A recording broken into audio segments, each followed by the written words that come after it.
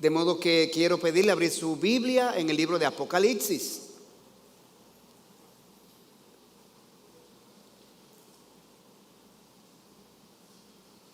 Apocalipsis capítulo 1, pero antes que nada nos gustaría saber si tenemos aquí alguna persona que nos visita por primera vez para darle una calurosa bienvenida. ¿Algún visitante por aquí, por aquí, por aquí? ¿Algún visitante? Queremos decirle que se sienta como en su casa.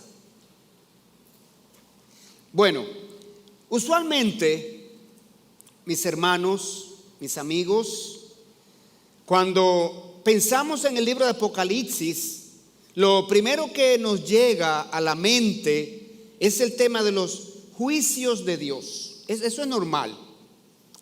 Y en verdad, el libro de Apocalipsis contiene los juicios de Dios al mundo impío, a las personas que han rechazado a Dios, a las personas que han rechazado al Señor Jesucristo como Señor y Salvador. Pero el libro es también para animar a los creyentes, es también para fortalecer a los creyentes. El libro es también para traer esperanza a los creyentes. El libro también es para afianzar las promesas de Dios a los creyentes. De los 22 capítulos que tiene el libro, 12 están dedicados a tratar temas relacionados con el creyente. 12, más del 50%. Así que entendamos que el libro no es solamente un libro de juicios. Por otro lado, en el desarrollo del libro, nosotros podemos ver cómo Dios suspende la narración de los juicios y cambia de tema para traernos temas relacionados con los creyentes, temas relacionados con la necesidad de aliento, fortaleza y esperanza que tenemos. Inclusive el libro está escrito para los creyentes. En diversos textos de la Biblia, Dios nos manda a que nos mantengamos enfocados en las cosas celestiales. Porque es la mejor manera de los creyentes permanecer firmes en la fe, animados, motivados a seguir adelante, sirviendo al Señor y no estar angustiados por la situación en que estamos viviendo. Así que la mejor manera de un creyente mantenerse enfocado en las cosas de arriba es pensando en la eternidad con Dios. Y a eso nos lleva el libro. Este capítulo 21 que el hermano Miguel leyó, quiero repasar 5 versículos. Vaya ahí, capítulo 21. Porque hacia allá nos vamos a dirigir a lo largo del estudio de este tema. Capítulo 21, verso 1 dice: vi un cielo nuevo y una tierra nueva, porque el primer cielo y la primera tierra pasaron y el mar ya no existía más. Dios va a llevarnos a lo largo del Apocalipsis a nosotros disfrutar, gozarnos en ese proceso en que Él nos va revelando cómo llegaremos a ese punto. Versículo 2. Y yo, Juan, vi la santa ciudad, la nueva Jerusalén, descender del cielo de Dios, dispuesta como una esposa ataviada para su marido. Pienso que este es uno de los versículos más gloriosos de las Escrituras. Nosotros estamos mirando en ese versículo 2 la santa ciudad donde van a morar los creyentes en la eternidad con Dios. Versículo 3. Y oí una gran voz del cielo que decía: he aquí el tabernáculo de Dios con los hombres, y Él morará con ellos, y ellos serán su pueblo, y Dios mismo estará con ellos como su Dios. Hermanos, miremos hacia allá. Fortalezcámonos, esperanzados en llegar a ese momento en que vamos a morar con Dios en el tabernáculo celestial. El tabernáculo es una casa de campaña, es la idea. Eso indica la intimidad, la relación cercana y estrecha que vamos a disfrutar con Dios. Pero el versículo 4 nos muestra el cuidado de Dios para los creyentes. Dice: enjugará Dios toda lágrima de los ojos de ellos, y ya no habrá muerte, ni habrá más llanto, ni clamor, ni dolor, porque las primeras cosas pasaron. Qué maravilloso. Así que esto que hemos visto en el versículo 21 es la eternidad con Dios. Es el tema que vamos a estudiar en este libro. No vamos a estudiar el libro completo del Apocalipsis. No. Nos interesa por ahora el tema, la eternidad con Dios. Así que vamos a gozarnos en este estudio a lo largo de varios domingos, y cada domingo que nos toque, nosotros necesitamos venir con un corazón preparado para dar un paso más hacia adelante, acercándonos, ampliando nuestra gama de conocimientos, nuestra visión de la eternidad con Dios, hacia donde se dirige el creyente. De modo que vaya al capítulo 1. Vaya al capítulo 1, por favor. Y aquí comienza todo. Aquí comienza la revelación. Dios comienza a revelar la eternidad para sus hijos, los creyentes. Y la palabra clave de este primer mensaje es revelación. No la olvide, revelación. Dios comienza a revelarnos lo que Él quiere que sepamos. Dice así: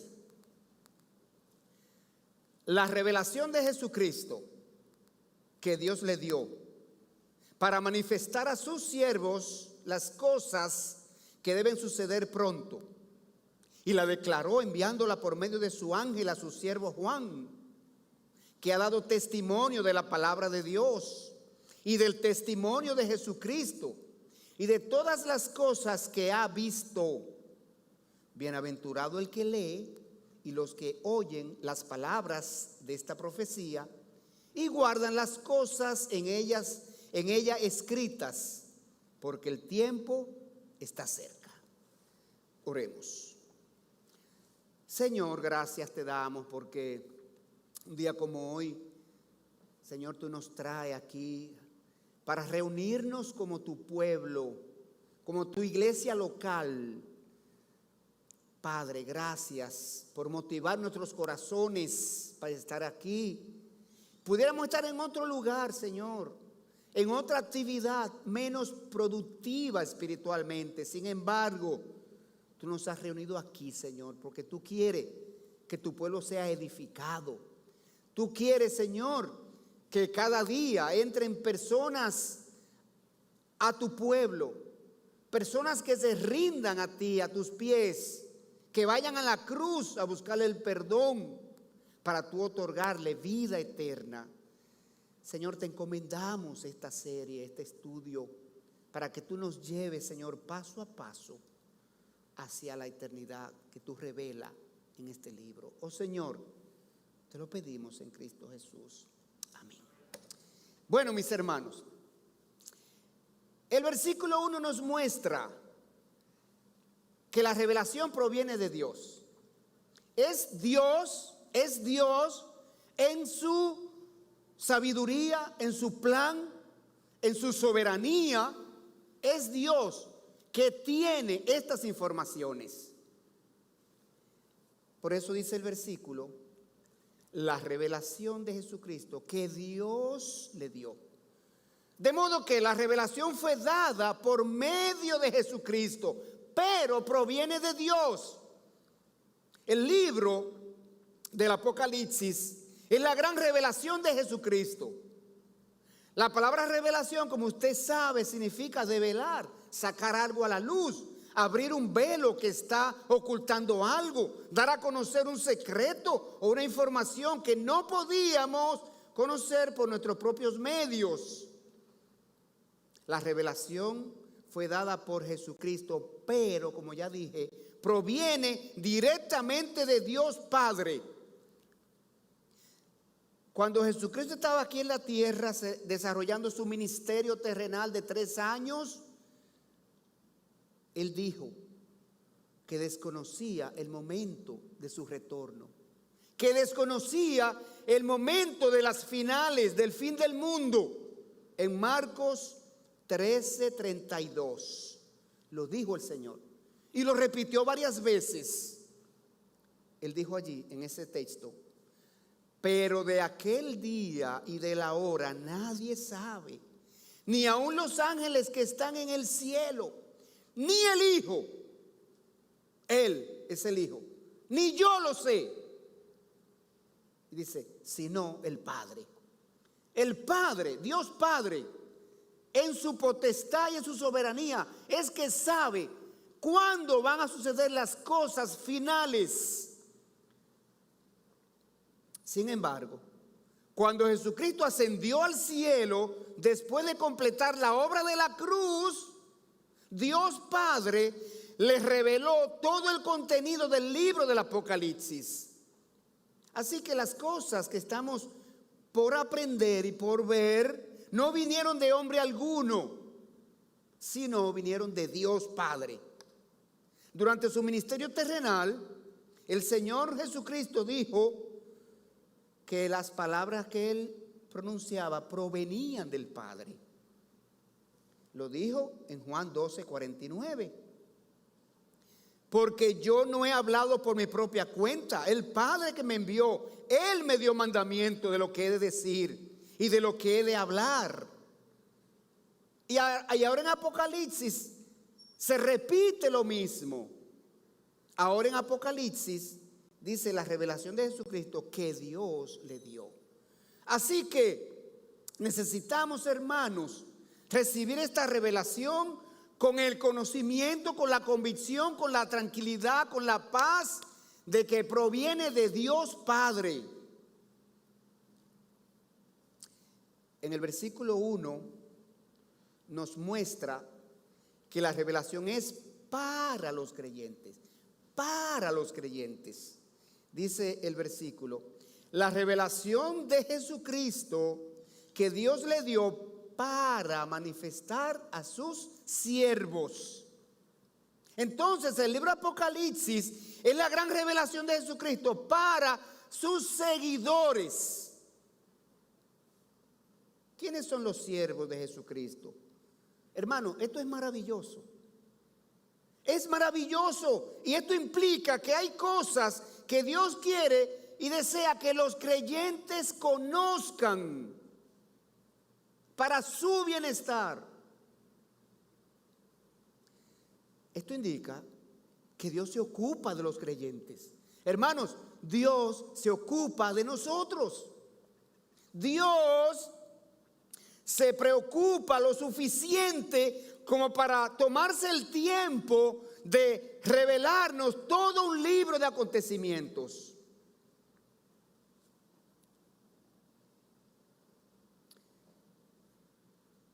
Entendamos que los creyentes son importantes para Dios. Dios toma en cuenta a los creyentes. Los creyentes son su pueblo. Los creyentes son los que han respondido a su plan de salvación. Los creyentes son aquellos que han creído a Dios y han ido buscando la salvación por el medio que Dios estableció. Los creyentes son aquellos que estuvieron dispuestos a echar a un lado sus creencias religiosas para aceptar la forma como Dios dice que se es salvo, a través de Jesucristo y la obra de la cruz. Ese es un creyente. Un creyente genuino es uno que el día que se convirtió a Jesucristo, él comenzó a vivir la nueva vida en Cristo. Ese es un verdadero creyente. Entonces, esta revelación dada por Dios a Jesucristo fue para los siervos, los creyentes genuinos, porque Dios se ocupa de su pueblo. Apocalipsis es un libro cerrado para el mundo. No es un libro para las personas que no han creído en Jesucristo. No es un libro para las personas que han rechazado a Jesucristo. ¿Sabe por qué? Porque dice las Escrituras que aquel que no ha creído en Cristo todavía no puede entender las cosas espirituales. Para él son locura. No la puede entender porque se han de discernir espiritualmente. Mire cómo dice Primera a los Corintios 2:14. Primera a los Corintios 2:14. Pero el hombre natural, ¿quién es el hombre natural?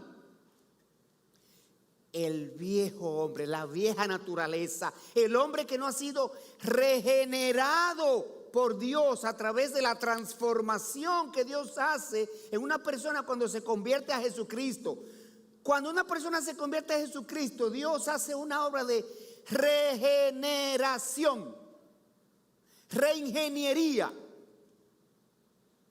Dios le cambia su mente. Esta mente carnal, esta mente pecaminosa, esta mente malvada, esta mente que hace pensamientos inicuos. Dios dice que pone la mente de Cristo en un creyente. ¿Para qué? Para que piense como Cristo. Dios cambia el corazón. El corazón malvado, dice Ezequiel, perverso es el corazón más que todas las cosas. En nuestra naturaleza caída tenemos un corazón perverso. Dice Génesis capítulo 6, cuando Dios vio la maldad de la generación de Noé, dijo que todo designio del pensamiento del corazón del hombre era de continuo, solamente el mal. La persona sin Dios tiene un corazón malvado, porque está gobernado por el pecado, por la intención de pecar.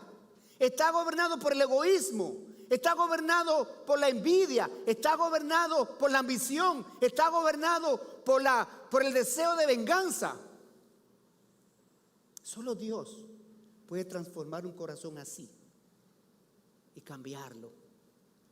Poner un corazón blando, un corazón sensible al pecado. El corazón sin Dios está endurecido, insensible al pecado. Ya cometer el pecado no le produce el mínimo efecto. Y Dios es que cambia eso. De modo que, dice aquí Dios, el hombre natural, ese hombre del que hablé, no percibe las cosas que son del Espíritu de Dios, porque para él son locura. No las puede discernir, porque no las puede entender, porque se han de discernir espiritualmente.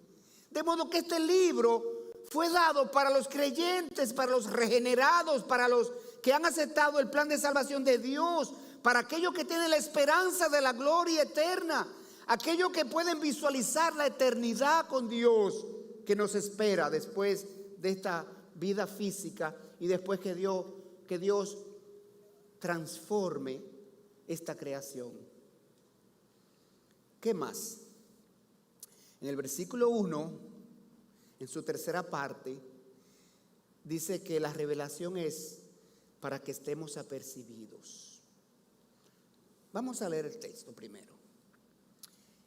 La revelación de Jesucristo que Dios le dio para manifestar a sus siervos las cosas que deben suceder La revelación es para que estemos apercibidos.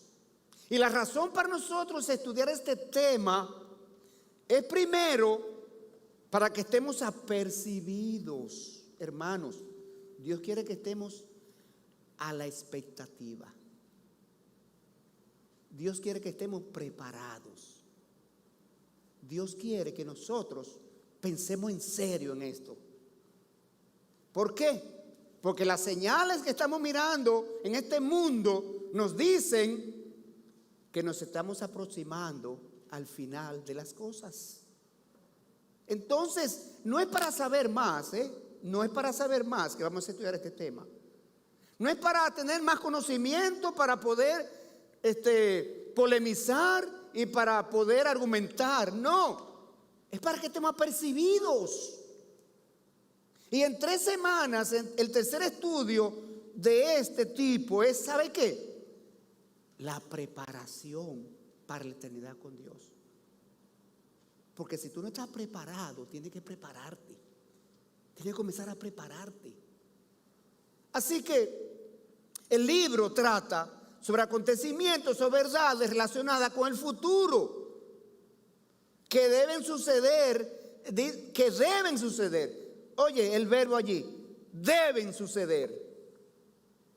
Deben suceder. Van a suceder. Esto le imprime allí una necesidad. Tienen que suceder. Dios está moralmente comprometido a que sucedan. ¿Saben por qué? Porque Dios es justicia. Dios es amor, pero es justicia también.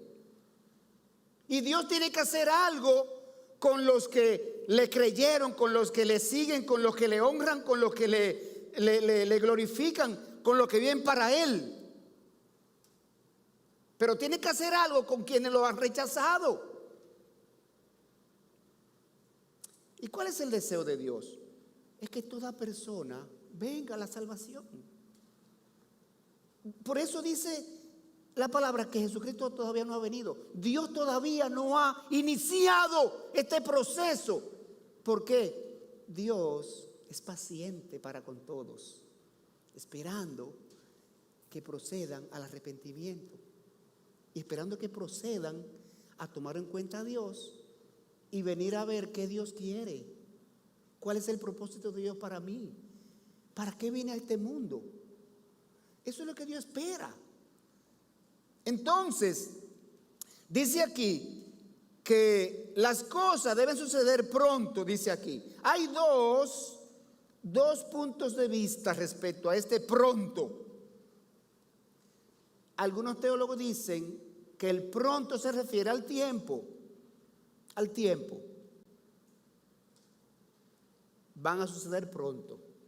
Y usted verá ahorita ese pronto lo que implica. Otros teólogos dicen que la palabra pronto habla de que cuando comiencen los acontecimientos se van a suceder muy próximos uno de otro.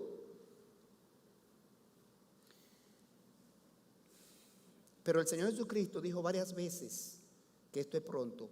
En Apocalipsis 22:7 dice: he aquí, yo vengo pronto. En Apocalipsis 22:20, Él dice, el que da testimonio de estas cosas dice, ciertamente vengo en breve. Y los creyentes desde el primer siglo estaban a la expectativa. Tanto que en el libro a los tesalonicenses fue necesario hablarles sobre este tema y decirle que primero habían de suceder otras cosas. Pero también, hermanos, en este tiempo hay personas que se burlan, que cuestionan, que ¿cómo es esto? Si hace 2000 años que el Señor Jesucristo dijo que venía pronto, no ha venido. Bueno, vayamos a las Escrituras para que usted vea que el reloj de Dios mide el tiempo de forma diferente a como la medimos los hombres o los humanos. En el libro de Pedro, segundo libro de Pedro, segunda carta del apóstol Pedro, capítulo 3 y versículo número 8, lea conmigo esa porción. Segunda de Pedro 3, 8 dice: mas, oh amados, no ignoréis esto, que para con el Señor un día es como 1000 años, y 1000 años como un día. El Señor no retarda su promesa, según algunos la tienen por tardanza, sino que es paciente para con nosotros, queriendo que ninguno perezca, sino que todos procedan al arrepentimiento, como ya dije ahorita. Pero el día del Señor vendrá como ladrón en la noche, sin avisar, en el cual los cielos pasarán con grandes estruendos y los elementos ardiendo serán deshechos, y la tierra y las obras que en ella hay serán quemadas. Entonces, hermano, ¿qué nos dice esto? Que si para Dios 2000 años son como un día, de modo que basado en esta medición del tiempo que hace Dios, han pasado 2 días para Dios desde que vino Jesucristo. ¿En qué año estamos? 2021, 2021. Hermanos, el retorno de Cristo y el fin del mundo son asuntos de Dios. Están en los planes, en la mente, en la soberanía de Dios, y se basan en el tiempo de Dios, no en el de los hombres. Nuestro deber como creyentes es estar preparados, esperarlo como si viniera esta noche. Pero también, mientras lo esperamos, tenemos que seguir haciendo la obra y planeando y estableciendo ministerios a corto, a mediano y a largo plazo, para que las personas que no han conocido a Cristo tengan oportunidad de oír el Evangelio de salvación, creer al Evangelio de salvación y ser salvos. Esa es nuestra misión, hermanos creyentes. Pasemos al versículo 1, última sección. La revelación fue mostrada a un creyente. Jesucristo la reveló al apóstol Juan. Aquí seguimos mirando la cadena de la revelación. Vino de Dios Padre a través de Jesucristo y llega al hombre. La declaró enviándola por medio de un ángel a su siervo Juan, dice el versículo 1 en su última sección. El ángel de Cristo, dice allí que Cristo la envió por medio de su ángel. Esto nos muestra entonces que Jesucristo, al parecer, tiene algunos ángeles que le sirven de manera especial. Su ángel. El apóstol Juan fue el hombre elegido por Jesucristo para recibir la revelación. Se necesitaba un siervo fiel. Se necesitaba un siervo preparado espiritualmente, disponible espiritualmente para esta misión. Mire, mi hermano, Dios quiere utilizarnos para sus propósitos. Dios tiene un propósito con cada uno de nosotros. No vinimos a este mundo de casualidad, por casualidad, fortuitamente. Dios tiene un plan con usted. Dios quiere utilizarlo, aunque sea para que usted conduzca a una persona en su vida a conocer a Cristo como Señor y Salvador. Dios quiere utilizarlo a usted, aunque sea para que una vez en su vida usted edifique a otro creyente. Dios quiere utilizarlo a usted para que sea, aunque sea una vez en su vida, usted honre y glorifique a Dios con su vida. Pero ¿sabe qué?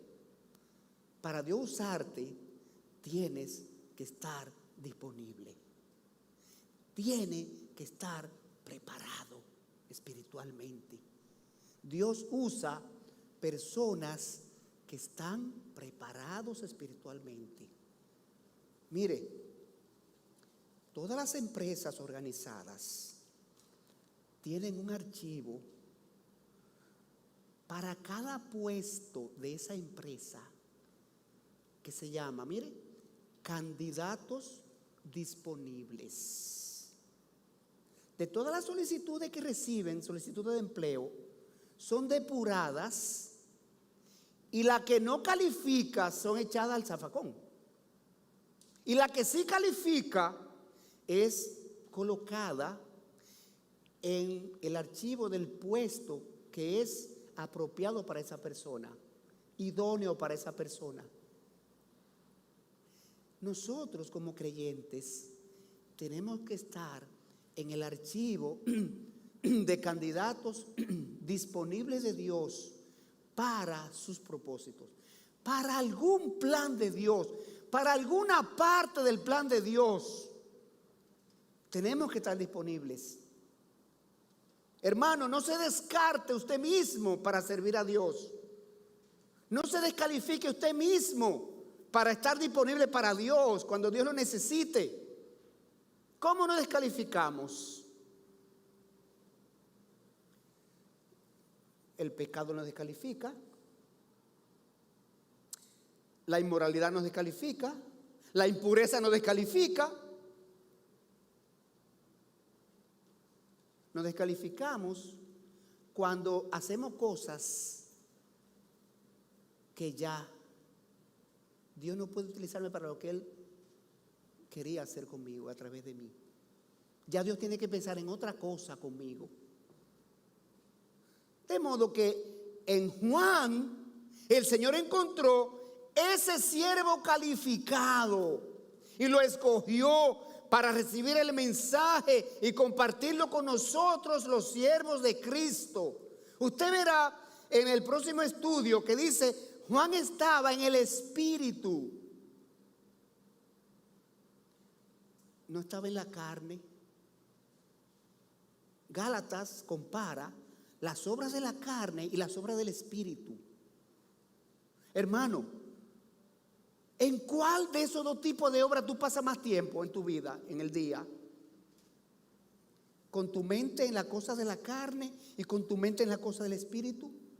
¿Con tu corazón inclinado hacia la carne, lo material, lo temporal, lo corruptible?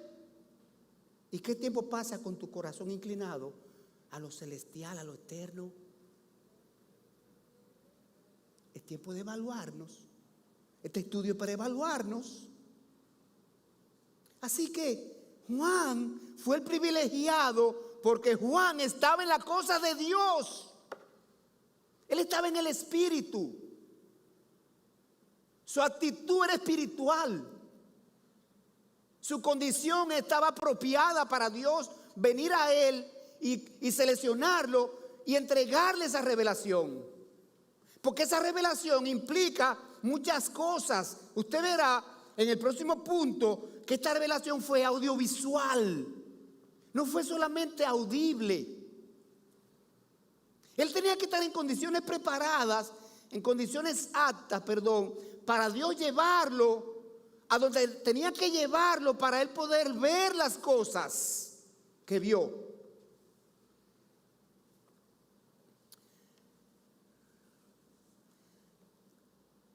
Versículo 2.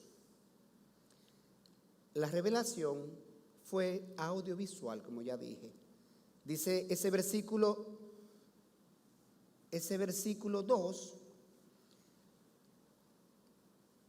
que ha dado testimonio de la palabra de Dios. Vamos a leer el versículo 1 para que no se nos pierda la idea. Dice: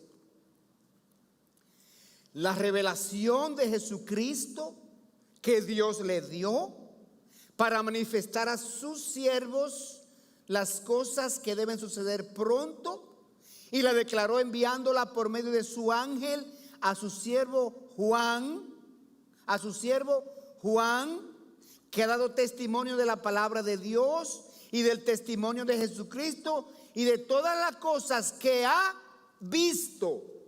Entonces la revelación fue audiovisual. No fue solamente yo vine a contarte, a revelarte en una narración las cosas que han de suceder pronto. No. El apóstol Juan dice que él da testimonio de las palabras, pero también de las cosas que él vio. El Señor se ocupa tanto de nosotros, hermanos. Somos tan importantes para Dios que Él se toma el tiempo de enviar su palabra a Juan y de mostrarle a Juan las cosas que debían ser reveladas a nosotros. A lo largo del libro Juan dice dónde fue llevado en el Espíritu. Fue llevado a una montaña, fue llevado al cielo, fue llevado a diversos lugares para que él viera las cosas. El Señor quería que Juan fuera un testigo visual de las cosas. ¿Sabe por qué? ¿Cómo usted cuenta mejor algún acontecimiento? ¿Cuando usted lo oye de alguien o cuando usted lo ve? Dios quería que Juan fuera un testigo de primera fuente. Así Juan estaba involucrado. Así Juan tendría una idea más acabada de lo que él iba a revelarnos a nosotros en el libro. El apóstol Juan dice muchas veces que él vio con sus propios ojos las cosas que estaba revelando a nosotros. 1, 2, 3, 4, 5, 6, 7 veces yo saqué aquí. 7 veces Juan lo dice, que él la vio. Hermanos, tenemos que depositar confianza en lo que Juan nos dice aquí en este libro, porque es palabra de Dios. Que Dios se tomó el tiempo de que Juan sea llevado a ver las cosas.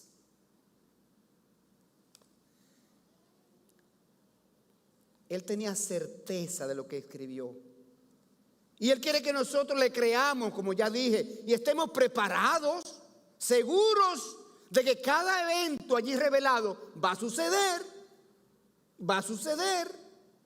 y nada lo detendrá. Nosotros vamos a ser testigos de esas cosas, ya sea que estemos en la tierra vivos todavía, o ya sea que estemos en el cielo con el Señor, pero van a suceder. En el versículo número 2, esta revelación, hermanos, es para bendecir a los creyentes. Dios ha revelado este libro para bendecir a los creyentes. Este libro muestra el amor de Dios. Este libro muestra cuánto Dios nos ama, cuánto Dios se ocupa de nosotros, cuánto Dios ama a su pueblo, cuánto Dios se dedica a su pueblo, cuánto Dios está dispuesto a cumplir sus promesas con su pueblo. Este libro es para bendecirnos, hermanos. Y usted verá a lo largo de todos los temas que encontremos acerca de las cosas relacionadas con el creyente y para el creyente.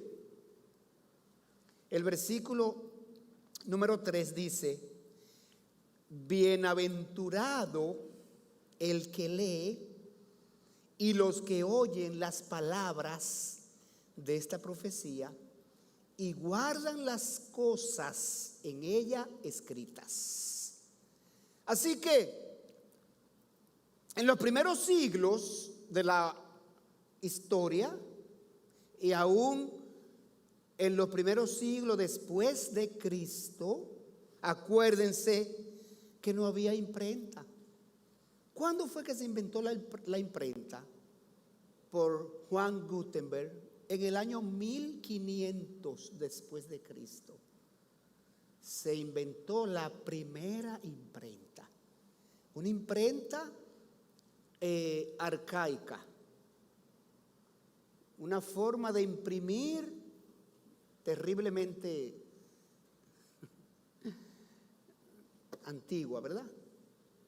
Pero lo que quiero decir es que en los primeros siglos después de Cristo, como no había imprenta ni habían fotocopiadoras para reproducir este libro, solo habían algunas copias transcritas en los formatos de aquella época, cuando el libro se transcribió, para poder distribuirlo.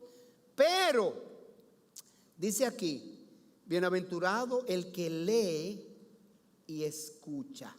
Así que la lectura que hace referencia el texto habla o se refiere a la carta leída en las iglesias. Esas cartas la llevaban de iglesia en iglesia para ser leídas. No había manera de reproducirlas y ponerla y mandarle una seguido a cada copia. Es como las películas en los años 70 que venían en un gran rollo, y los cines dominicanos traían un rollo formado, una película formada por 2 rollos. Y mientras en el cine Rialto daban el rollo 1, en el Lido daban el rollo 2. Y se terminó y manda un mensajero en un motor: huye, vete, llévalo, porque ya ellos están esperando el rollo 2. De modo que tenemos que pensar que eso era lo que pasaba. Las iglesias esperaban: tráigannos la carta, ya queremos nosotros leerla y escucharla aquí. Pero miren la exhortación, que es lo importante, a donde nosotros tenemos que poner el corazón. Miren la exhortación del texto, miren el mandato que hace el texto allí. No es suficiente con leer y oír la palabra. No es suficiente. Hermano, amigo que nos escucha, no es suficiente con leer o escuchar la palabra. No es suficiente. Eso no te lleva a ningún lado. Eso no te salva. Mira el tercer paso que hay que dar. Bienaventurado el que lee y los que oyen, perfecto, la palabra esta profecía, y guardan las cosas escritas en ella. Y guardan las cosas. Así que debemos también guardar en nuestro corazón la palabra de Dios. Cuando usted guarda la palabra de Dios en su corazón, es que ella puede gobernar su corazón. La palabra de Dios en nuestro corazón es para que ella gobierne mi vida, mis acciones, mis palabras, mis hechos, mis pensamientos. Guardada en el corazón.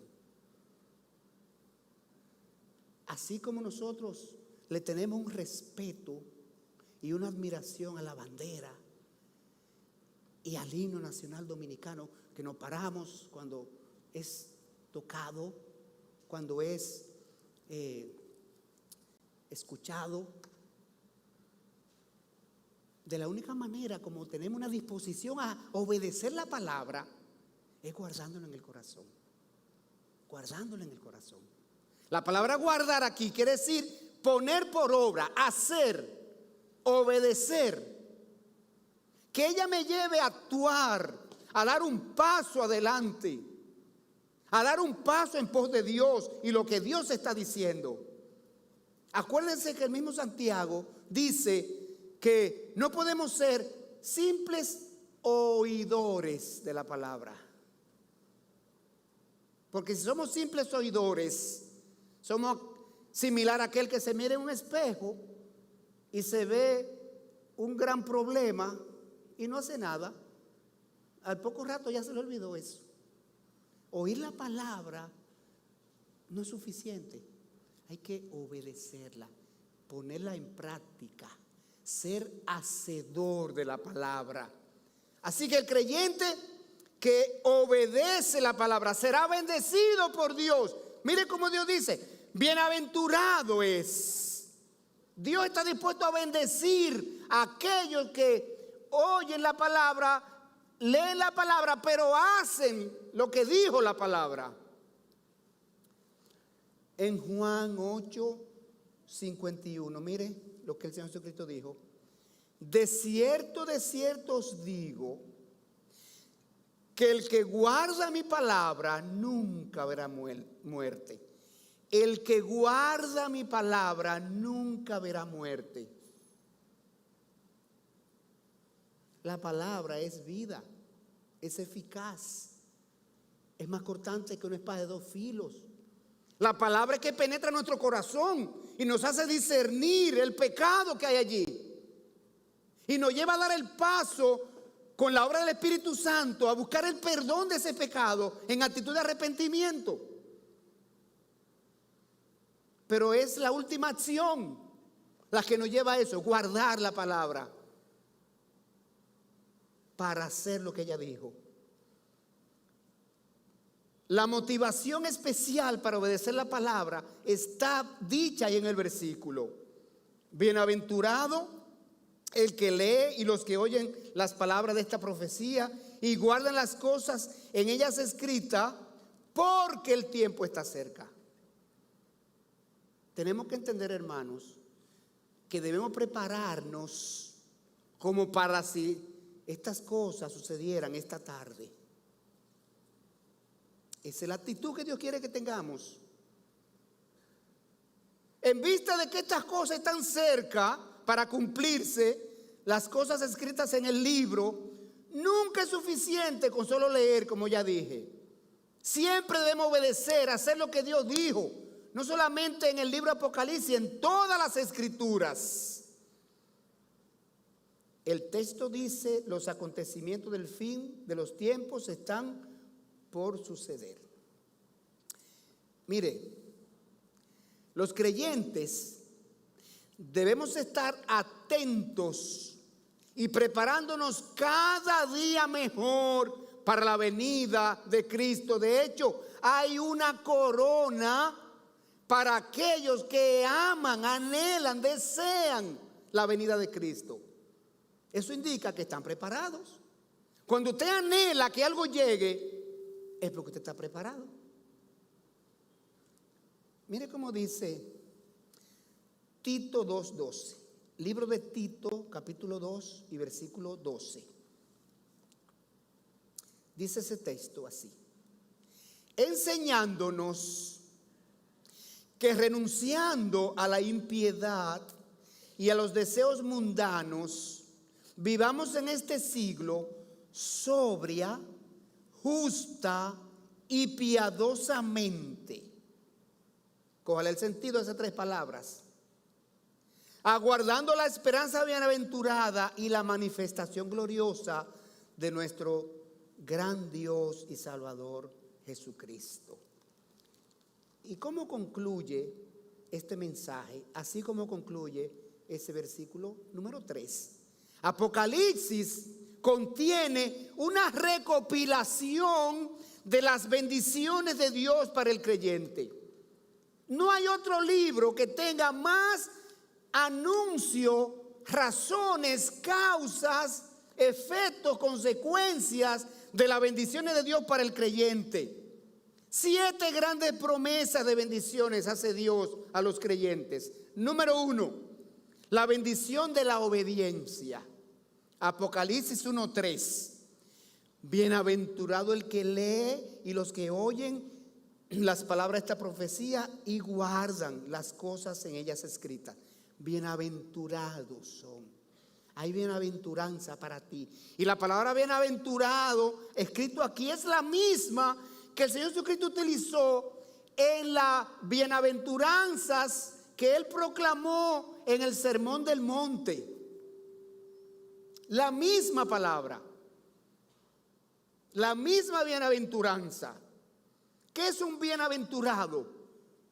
uno que es receptor de la gracia, las bendiciones y los favores de Dios. Un bienaventurado es un dichoso. El mundo llama dichoso, ¿sabe a quién? Al que se sacó la loto, al que se casa con la hija de quién, la hija del millonario más grande que haya, que usted conozca. Ese es un dichoso. Se casó con una que tiene cuarto, o viceversa, con uno que tiene dinero. Ese es un dichoso para el hombre. Pero Dios no tiene la óptica de nosotros.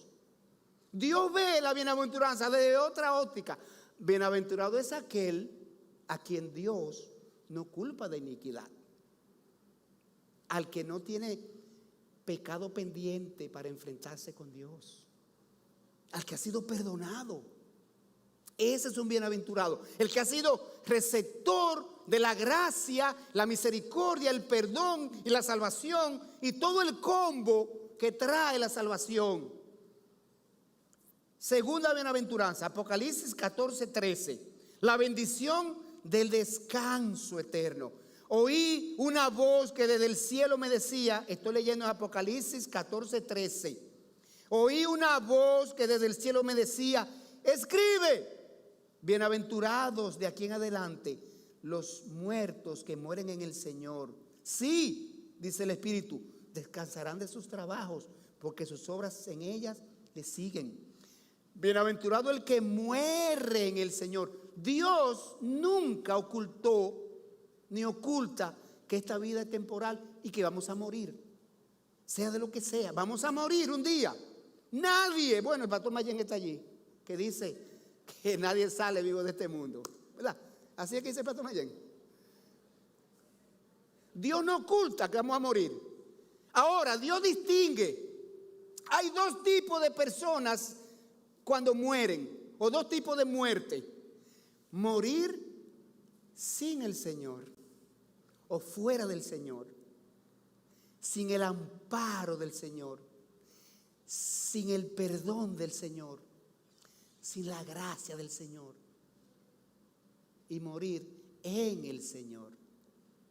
En es una palabra que indica posición, condición.